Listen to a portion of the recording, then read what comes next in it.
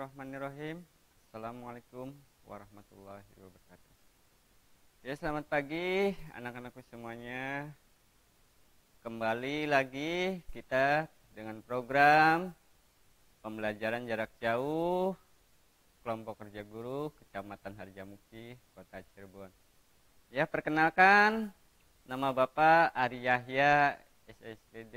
Bapak bertugas di SD Merapi dan Bapak mengajar di kelas 6. Ya. Hari ini Bapak akan mengajarkan materi tentang tema 3 tokoh dan penemuan, subtema 2 penemuan dan manfaatnya pada pembelajaran 5 dan 6. Ya, sebelum memulai Bapak ingatkan kembali protokol kesehatannya ya, yaitu memakai masker, mencuci tangan dengan sabun dan air mengalir, dan menjaga jarak.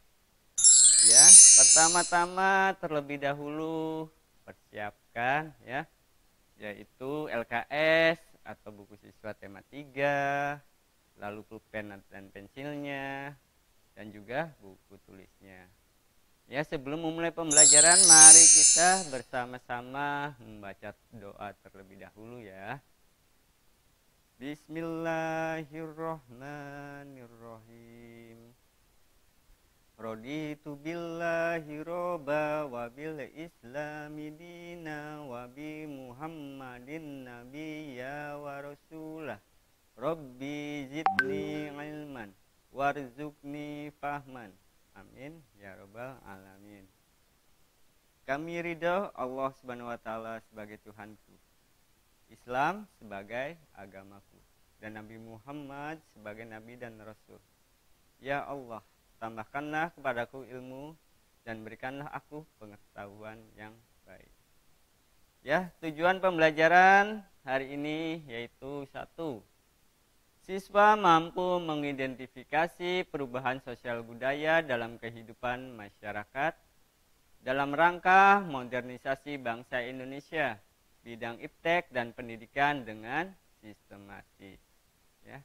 Lalu yang kedua, siswa mampu mempresentasikan perubahan sosial budaya dalam kehidupan masyarakat dalam rangka modernisasi bangsa Indonesia. Ya. Lalu yang ketiga, siswa mampu mengidentifikasi interval nada untuk memainkan alat musik dengan benar. Dan yang keempat yaitu siswa mampu memainkan lagu menggunakan alat musik sesuai interval yang tepat. Ya, coba sekarang perhatikan gambar berikut. Ayo, ada yang tahu siapa tokoh gambar di atas? Iya, di atas adalah gambar Charles Babbage ya. Lalu penemuan apa yang ia ciptakan? Ya, ia adalah seorang penemu komputer ya. Apakah penemuan tersebut memberi banyak manfaat, bahkan untuk kehidupan sekarang? Iya, temuannya memberikan banyak manfaat untuk kehidupan. Nah, di sini ya, perhatikan kembali. Komputer adalah alat yang dipakai untuk mengolah data menurut prosedur yang telah dirumuskan. Nah, dari waktu ke waktu, komputer mengalami perkembangan yang sangat pesat ya. Nah, perhatikan gambar di depan ya. Nah, zaman dulu alat hitung tahun 500 sebelum Masehi masih menggunakan alat hitung tradisional abakus ya. Lalu tahun 1821 komputer pertama ditemukan ya. Lalu lanjut lagi, tahun 1939 komputer listrik dibuat ya. Lalu pada tahun 1971 electronic mail atau email ya, surat elektronik pertama berhasil dikirim. Nah, pada tahun 1973 komputer pertama menggunakan keyboard dan mouse ya. Dan tahun 1975 komputer dengan harga terjangkau untuk rumah ya atau home computer ya. Tahun 1983 internet dengan jaringan global diciptakan. Dan tahun 1994 dimulainya penggunaan internet oleh masyarakat ya. Jadi komputer adalah alat elektronik yang dapat menghitung atau mengolah data serta memutar film dan musik. Selain itu, komputer juga dapat menjadi alat komunikasi melalui surat elektronik dan media sosial. Komputer juga membawa perubahan dalam bidang pendidikan. Keberadaan komputer dan internet telah memudahkan dan menunjang pembelajaran di sekolah. Kemajuan teknologi dapat membantu meningkatkan kualitas pendidikan. Nah, setelah mempelajari tentang komputer dan penemunya, sekarang kita akan belajar tentang solmisasi tangga nada ya. Coba perhatikan solmisasi tangga nada berikut ya beserta jaraknya. Nah, di sini solmisasinya ya, interval 1 itu do re ya, re mi fa sol sol la dan la si ya. Itu interval 1 ya jaraknya. Lalu interval setengah itu ada mi fa dan si do ya. Lalu untuk interval 2 itu jaraknya berarti 2 ya jaraknya ya. Itu dari do ke mi ya, do mi fa la dan sol si ya. Itu interval 2 dan interval 1,5 ada re fa, mi sol dan la do. Ya. Kita lanjutkan. Interval atau musik ya adalah sebuah jarak antara nada satu ke nada yang lainnya. Baik jarak nada ke atas atau jarak nada ke bawah ya. Interval memiliki beberapa nama, yaitu yang ke-1 yaitu prim ya. Prim yaitu interval nada dari nada satu ke nada yang sama. Misalnya dari nada do ke do ya. Yang kedua second. Second adalah interval nada dari nada satu ke nada kedua di atas atau di bawahnya. Misalnya nada do ke re ya. Yang ketiga third ya. Third yaitu interval nada dari nada satu ke nada ketiga. Misalnya nada do ke mi ya. Yang keempat ada quart ya. Quart yaitu interval dari nada ke-1 ke nada keempat di atasnya. Misalkan nada do ke fa, re ke sol, dan mi ke la, dan sebagainya ya. Yang kelima ada quint ya. Quint yaitu interval 5 nada. Yang keenam ada sect. Sect yaitu interval nada 6 nada ya. Yang ketujuh ada septim.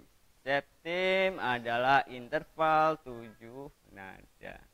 Yang 8 ada oktav. Oktav yaitu interval 8 nada. Dalam musik, diatonis oktav mengidentifikasikan pengulangan nada yang sama hanya dalam tingkatan yang lebih tinggi. Misalnya, nada do rendah ke nada do tinggi, sol bawah ke sol tinggi, dan sebagainya. Ya. Nah, coba perhatikan kembali teks berikut ini ya. Nah, nanti kita baca bersama-sama ya. Bapak sekilas akan membacakan teks tentang penemu pensil Nicolas Jacques Conte ya. Nah, pada paragraf ke-1 yaitu alat tulis sangat penting dalam kehidupan kita.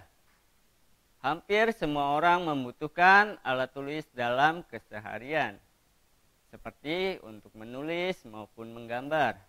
Khususnya pensil, kita membutuhkannya hampir di setiap kegiatan belajar mengajar ya. Terutama untuk ujian nasional ya yang sering diadakan tiap tahun. Mengharuskan kita untuk memakai pensil 2B. Ya, siapakah yang tahu penemu pensil? Ya, ia adalah Nicolas Jacques Conte. Pria kelahiran 4 Agustus 1755 ini tinggal di Saint-Chenery, Normandy ya. Nah, selanjutnya anak-anak mohon dibaca ya. Nah, di sini pensil untuk paragraf terakhirnya ya.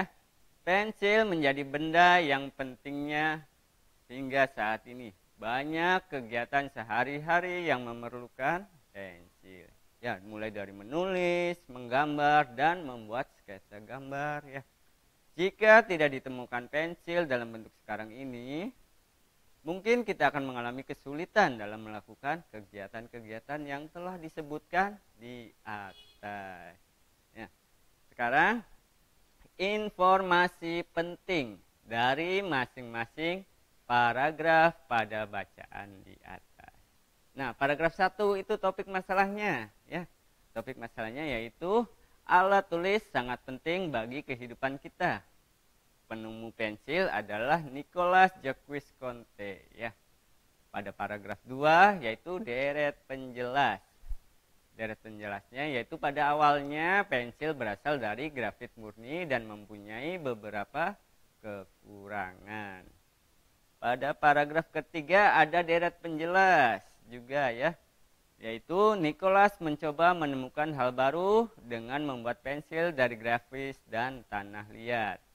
Nah, pada paragraf keempat juga tentang deret penjelas, yaitu percampuran grafit dan tanah liat dapat menghasilkan berbagai gradasi warna pada pensil ya. Pada paragraf kelima masih deret penjelas, yaitu Nicolas mendapatkan grafit dari pertambangan Berwick di negara Inggris ya. Nah, dan pada paragraf ke-6 yaitu kesimpulan atau pesan penulis ya. Kesimpulannya yaitu pensil menjadi benda yang penting hingga saat ini ya. Banyak kegiatan yang memerlukan pensil diantaranya adalah untuk menulis, menggambar, dan membuat sketsa gambar. Kita lanjutkan kembali pada pembelajaran 6 yaitu tentang hak dan kewajiban ya. Apa itu hak? Ya, hak adalah sesuatu yang mutlak milik kita. Setiap manusia yang dilahirkan memiliki hak dasar, yaitu hak untuk hidup dan hak mendapat perlakuan yang baik ya. Lalu kewajiban. Kewajiban adalah sesuatu yang harus dilakukan dengan penuh rasa tanggung jawab ya. Jika kewajiban tidak dilaksanakan secara bertanggung jawab, dapat berdampak pada hak orang lain ya.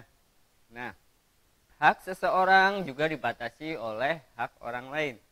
Artinya, kita mendapatkan hak dengan tidak mengganggu hak orang lain. Indonesia sebagai negara hukum juga mengatur hak dan kewajiban negaranya, warga negaranya ya.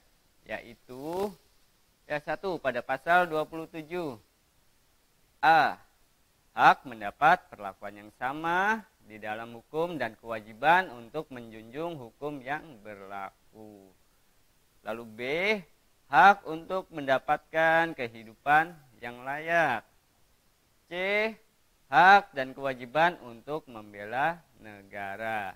Yang kedua, pada pasal 28B ayat 2 ya.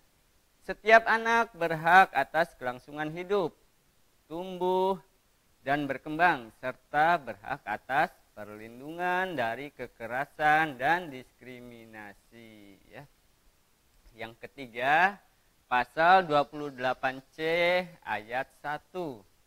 Setiap orang berhak mengembangkan diri melalui pemenuhan kebutuhan dasarnya, berhak mendapatkan pendidikan, dan memperoleh manfaat dari ilmu pengetahuan dan teknologi, seni dan budaya, demi meningkatkan kualitas hidupnya dan demi kesejahteraan umat manusia. Ya, ini Bapak contohkan. Ada kewajiban dan manfaat melaksanakan kewajibannya.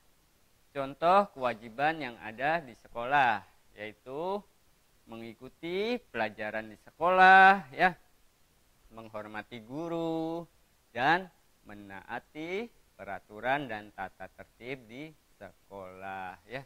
Lalu contoh kewajiban di rumah, yaitu mematuhi dan melaksanakan nasihat orang tua, menjaga kebersihan rumah ya, dan menghormati dan menyayangi anggota keluarga ya. Lalu manfaat melaksanakan kewajiban ya. Manfaatnya itu yang pertama menanamkan jiwa kedisiplinan ya. Yang kedua memupuk rasa tanggung jawab. Dan yang ketiga itu mendapatkan hak ya. Nah, akibat jika tidak melaksanakan kewajiban dengan tanggung jawab, yaitu membuat seseorang menjadi tidak disiplin ya, lalu sering mendapat teguran ya, dan mendapatkan sanksi dan tidak akan mendapatkan haknya ya. Tetapi kalau kita melaksanakan kewajiban dengan tanggung jawab, yaitu hak kita akan terpenuhi sekaligus mempersiapkan kesejahteraan masa depan ya. Terima kasih. Sekian pembelajaran dari kami kelompok kerja guru Kecamatan Harjamukti Kota Cirebon. Semoga bermanfaat. Nah, sekian. Bapak akhiri. Wassalamualaikum warahmatullahi wabarakatuh.